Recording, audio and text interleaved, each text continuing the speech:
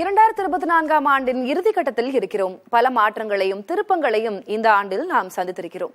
உலகம் முழுவதும் இந்த ஆண்டு நிகழ்ந்த முக்கிய 10 செய்திகள் உங்களுக்காக.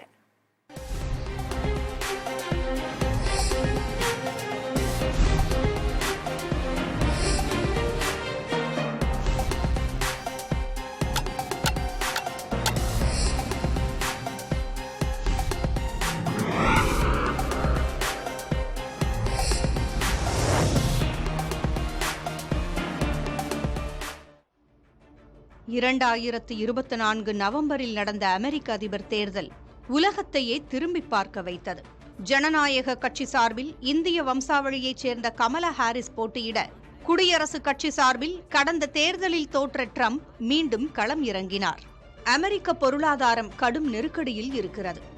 பைடனின் ஆட்சியின் கீழ் அமெரிக்காவில் சட்டவிரோத குடியேற்றம் அதிகரித்துள்ளது. இதனால் அமெரிக்கர்களுக்கான வாய்ப்பு பறிபோய் வருகிறது. நான் ஆட்சிக்கு வந்தால் இந்த பிரச்சனைகளை தீர்த்து அமெரிக்க நலன்களுக்கே முன்னுரிமை கொடுப்பேன் என்று பிரச்சாரம் செய்தார் ட்ரம்ப். ட்ரம்ப் மீண்டும் ஆட்சிக்கு வந்தால் அமெரிக்காவின் ஜனநாயகம் அழிந்துவிடும் என்று கமலா ஹாரிஸ் பிரச்சாரம் மேற்கொண்டார். பிரச்சார காலகட்டத்தில் ட்ரம்ப் மீது இருமுறை கொலை முயற்சி தாக்குதல்கள் நடத்தப்பட்டன.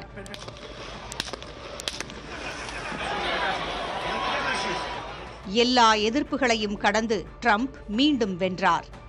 I want to thank the American people for the extraordinary honor of being elected your 47th president and your 45th president. வரும் ஜனவரி மாதம் அவர் அமெரிக்காவின் 47வது அதிபராக பதவியேற்க உள்ளார். இந்தியாவின் நட்பு நாடான வங்கதேசத்தில் இந்த ஆண்டு தலைகீழ் அரசியல் மாற்றம் ஏற்பட்டது. சுதந்திர போராட்ட தியாகிகளின் வாரிசுகளுக்கு 30% இடஒதுக்கீடு வழங்குவதற்கு எதிராக தொடங்கிய மாணவர் போராட்டம் தொடர்ந்து 15 ஆண்டுகளாக வங்கதேச பிரதமராக இருந்து வந்த ஷேக் ஹசீனாவிற்கு எதிரான புரட்சியாகவே மாறியது. போராட்டத்தை கட்டுப்படுத்த காவல்துறை துப்பாக்கிச்சூடு நடத்தியது.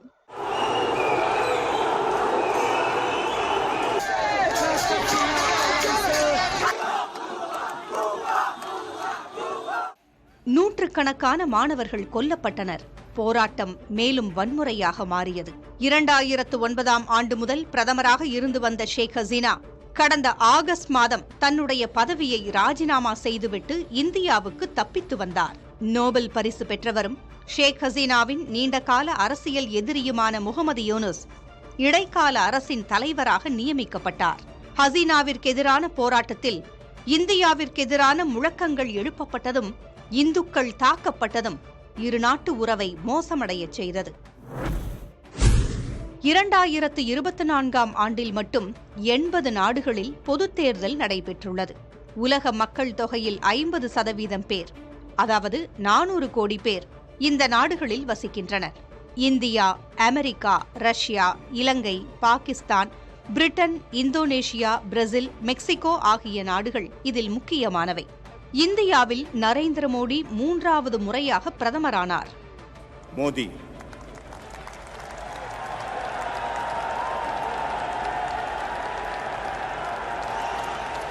मैं नरेंद्र दामोदर दास मोदी அமெரிக்காவில் ஜனநாயக கட்சியை வீழ்த்தி குடியரசுக் கட்சியின் டொனால்ட் ட்ரம்ப் மீண்டும் அதிபரானார். இலங்கையில் மக்கள் விடுதலை முன்னணி கட்சியின் தலைவர் அனுரகுமார திசநாயக்க தேர்தலில் வென்று அதிபரானார். பாகிஸ்தானில் கடும் அரசியல் குழப்பங்களுக்கு மத்தியில் பாகிஸ்தான் முஸ்லீம் லீக் கட்சியின் ஷபாஸ் ஷெரீப் 2வது முறையாக மீண்டும் பிரதமரானார். பிரிட்டனில் புதிய பிரதமராக கெய்ர் ஸ்டார்மர் பதவியேற்றார்.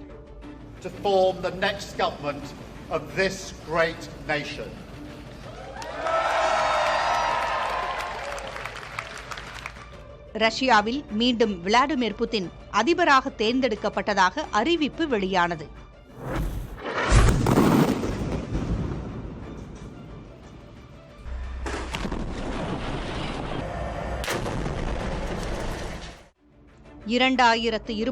ஆம் ஆண்டு அக்டோபர் மாதம் தொடங்கிய பாலஸ்தீனம் மீதான இஸ்ரேல் தாக்குதல் இந்த ஆண்டும் நீடித்தது.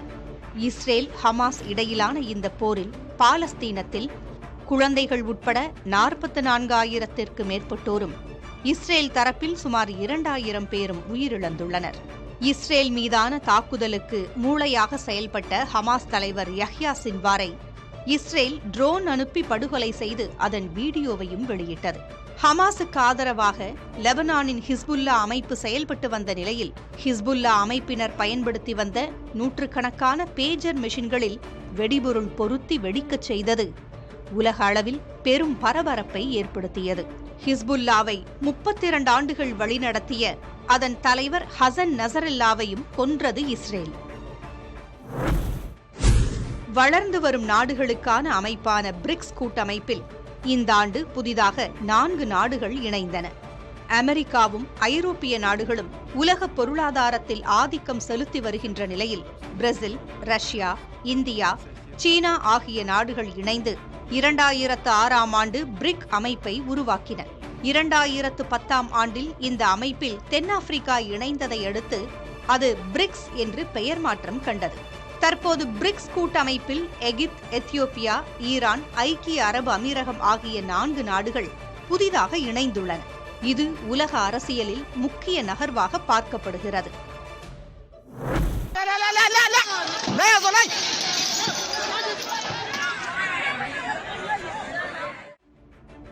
சூடானில் உள்நாட்டுப் போர் இந்த ஆண்டு தீவிரமடைந்தது. ராணுவம் சொந்த நாட்டு பெண்களையே பாலியல் வன்கொடுமைக்கு உள்ளாக்கி வருவதாகவும் இதற்கு அஞ்சி பெண்கள் தற்கொலை செய்து கொண்டிருப்பதாகவும் தகவல்கள் தெரிவிக்கின்றன. இந்த உள்நாட்டுப் போர் காரணமாக சூடானின் மக்கள் தொகையில் 30% பேர், அதாவது 1 கோடிக்கும் மேற்பட்ட மக்கள் இடம்பெயர்ந்துள்ளதாக கூறப்படுகிறது. தாய்லாந்தில் 2023 ஆகஸ்ட் மாதம் நடைபெற்ற தேர்தலில் வெற்றி பெற்று பிரதமரானார் ஸ்ரத்தா தவிசின். ஆனால் அவரால் ஓராண்டு கூட பிரதமர் நாற்காலியை தக்க வைத்துக் கொள்ள முடியவில்லை. ஸ்ரத்தா தன்னுடைய அமைச்சரவையில் முன்னாள் பிரதமர் தக்சினின் உறவினர் பிக்சித்தை இணைத்தார். அவரோ 2008ஆம் ஆண்டு நீதிமன்ற அவமதிப்புக்காக 6 மாதங்கள் சிறை தண்டனை பெற்றவர். இவரது நியமனத்தை எதிர்த்து முன்னாள் செனட் உறுப்பினர்கள் 40 பேர் வழக்கு தொடுத்தனர். வழக்கை விசாரித்த தாய்லாந்து நீதிமன்றத்தின் அரசியல் சாசன அமர்வு ஒழுங்கீனம் காரணமாக சிறை தண்டனை பெற்றவருக்கு அமைச்சரவையில் இடம் வழங்கியதற்காக பிரதமர் ஸ்ரத்தா தவிசை தகுதி நீக்கம் செய்ய உத்தரவிட்டது.